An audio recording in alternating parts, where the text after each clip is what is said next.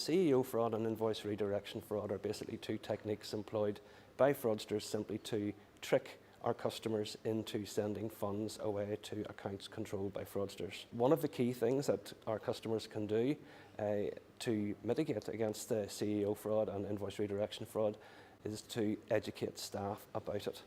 Let staff understand implications of, for instance, receiving a letter from a supplier advising of new bank account details, or the significance of receiving an email from a CEO within the business asking for funds to be sent away urgently to a bank account identified by a particular sort code and account number.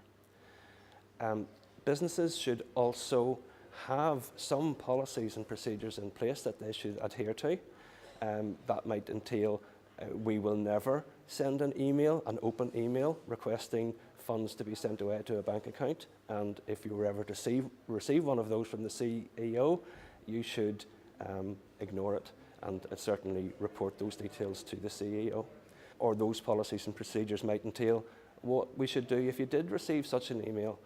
One of the best mitigants, of course, is to lift the phone, speak to the person who you believe the email is from to check that it is genuine.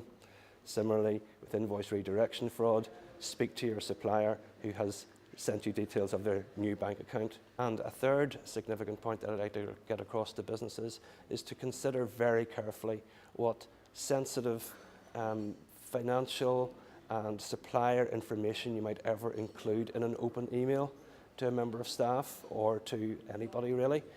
Consider very carefully what information you would include in an email. I think perhaps one of the best approaches to that is to consider if it's in an open email, it may be compromised and read by other people who could use that to perhaps commit one of these either CEO fraud or invoice redirection fraud, because information is crucial to fraudsters who perpetrate these types of frauds.